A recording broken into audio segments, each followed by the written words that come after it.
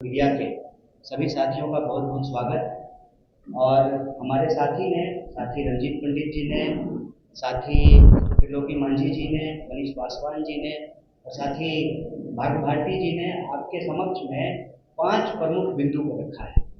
पहला बिंदु ये है कि कांग्रेस पार्टी आगामी 15 तारीख से पूरे बिहार में न्याय संवाद की श्रृंखला शुरू करने जा रही है। और यह जो न्याय संवाद की श्रृंखला है, इसमें हमारा सबसे पहला विषय जो है वो शिक्षा का सवाल है।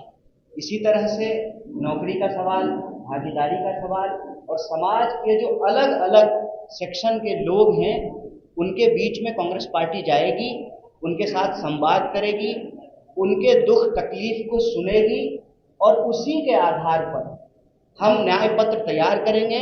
और उस न्याय पत्र के आधार पर आने वाले दिनों में चाहे चुनाव हो, हमारी सरकार बने या किसी और की भी सरकार बने, उन न्याय को लागू करने के लिए कांग्रेस पार्टी प्रतिबद्ध है। इसी सोच के साथ, इसी संकल्प के साथ आगामी 15 तारीख को नेता प्रतिपक्ष श्री राहुल गांधी जी बिहार आ रहे हैं। दरभंगा में वो छात्रों से संवाद करेंगे और जब वो दरभंगा में छात्रों से संवाद कर रहे होंगे, ठीक उसी वक्त बिहार के अलग अलग जगहों पर 60 से ज़्यादा जगहों पर कांग्रेस पार्टी के देश स्तर के नेता बिहार आ रहे हैं, जिसमें हम विभिन्न हॉस्टलों में जाएंगे। SC ST हॉस्टल में जाएंगे, EBC हॉस्टल में जाएंगे, महिला छात्रावासों में जाएंगे, अल्पसंख्यक छात्रावास में जाएंगे। साथ ही साथ जहां पर हॉस्टल नहीं है वहां पर टाउन हॉल के अंदर विद्यार्थियों को इकट्ठा करके बिहार के अंदर जो शिक्षा की हालत है उस पर चर्चा करेंगे, संवाद करेंगे। और उसी कड़ी में यह प्रेस वार्ता की गई है और इस प्रेस वार्ता के माध्यम से 5 प्रमुख विषय को हमारे ये मौजूद साथियों ने उठाया है।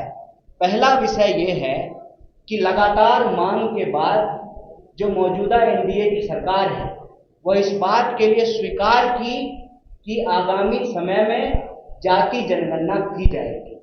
सवाल यह है कि जाति जनगणना की मांग हम लोग क्यों कर रहे हैं? सामाजिक न्याय की धरती है बिहार।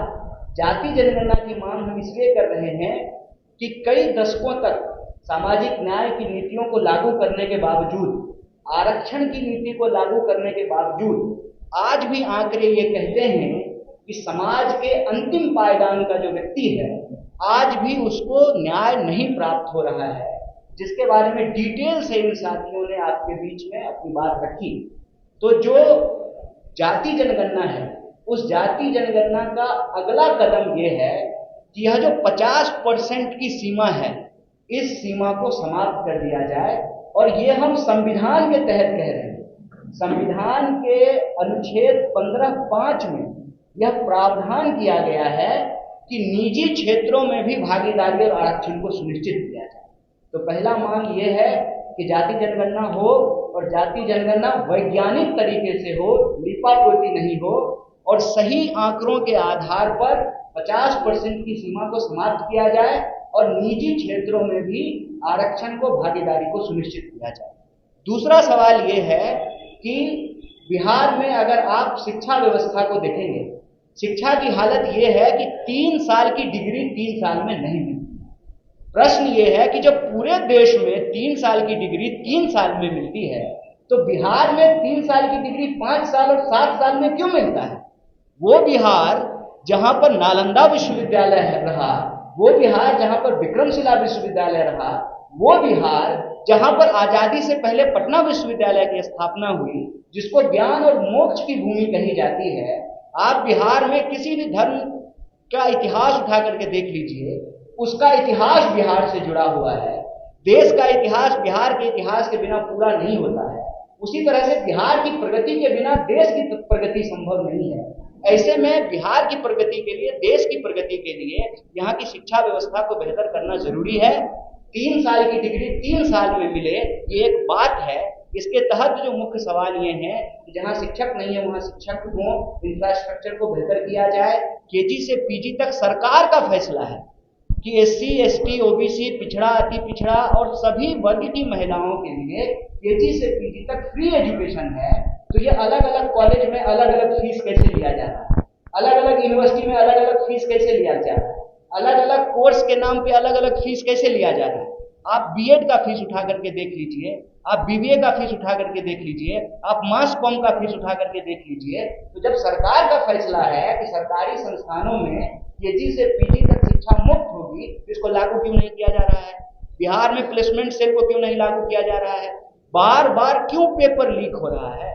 रोजगार का जो सवाल है, 4 लाख 4.5 लाख से ज्यादा पोस्ट खाली है, उन पोस्ट को क्यों नहीं भरा जा रहा है? और कोई परीक्षा, चाहे बीपीएससी की हो, टियर 3 की परीक्षा हो, किसी भी डिपार्टमेंट की परीक्षा हो, उनको जो है नौकरी नहीं मिल रही है और रोजगार देने के बजाय बिहार सरकार लोगों को कर्जदार बना रही है। आप ये देखिए कि 2000 करोड़ से ज्यादा रुपया जो है बिहार के विद्यार्थियों के ऊपर कर्ज है। नौकरी मिलने से पहले, मतलब रोजगार मिलने से पहले एक विद्यार्थी जो है वो कर्जदार बन जा रहा है।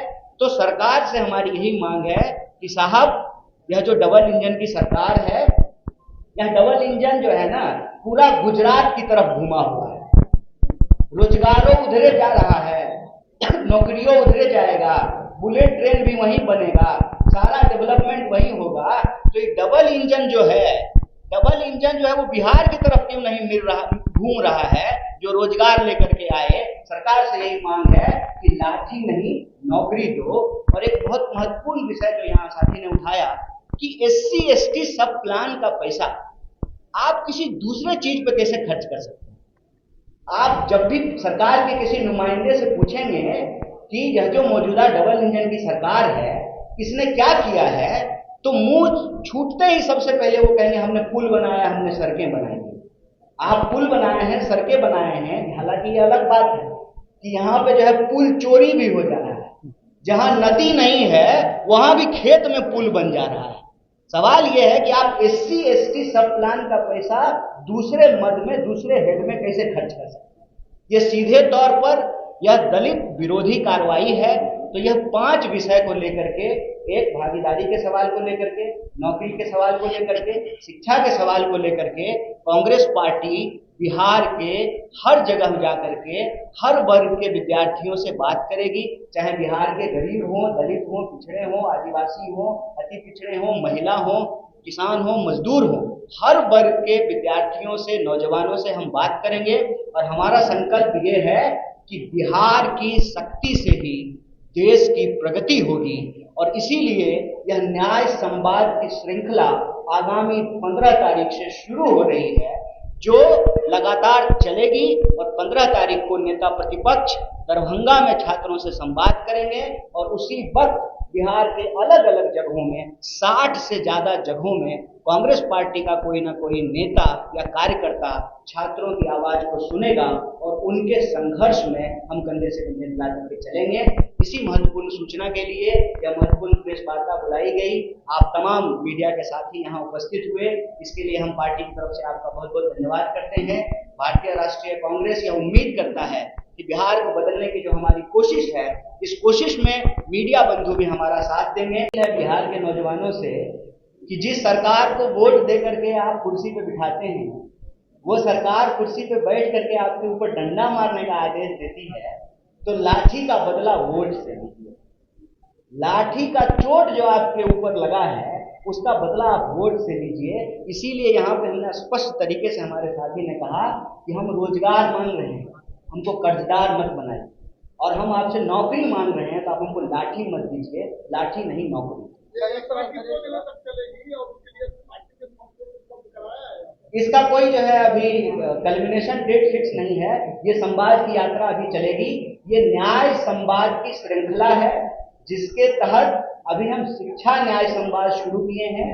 इसी तरह से अलग अलग विषयों पे जो है यह न्याय संवाद का कार्य। हमारी यात्रा जो पलायन रोको नौकरी दो यात्रा थी, उस वक्त ही हमने कहा था कि हम अलग अलग तरीके से लोगों से जुड़ने का काम करेंगे। वह जो यात्रा शुरू हुई है उसी का अगला पड़ाव ये है कि अब हम पद यात्रा करने की बजाय अलग अलग जिलों में, अलग अलग हॉस्टलों में, अलग अलग ब्लॉकों में जाएंगे और वही शिक्षा, नौकरी और भागीदारी के सवाल पर लोगों से संवाद करेंगे। तो वह जो सतत संघर्ष है उसी का अगला पड़ाव है। गोल जहां 27 वर्षों के सफर में 17,000 से भी अधिक छात्रों ने डॉक्टर एवं इंजीनियर बनकर भरे सफलता की ऊंची उड़ान, जहां साधारण छात्र भी असाधारण सफलता प्राप्त कर बना रहे इतिहास। दूरदर्शी शिक्षाविद श्री विपिन सिंह के मार्गदर्शन में मेडिकल एवं इंजीनियरिंग के लाखों छात्रों के लिए आशा की किरण के रूप में गोल्ड रिजल्ट फैक्ट्री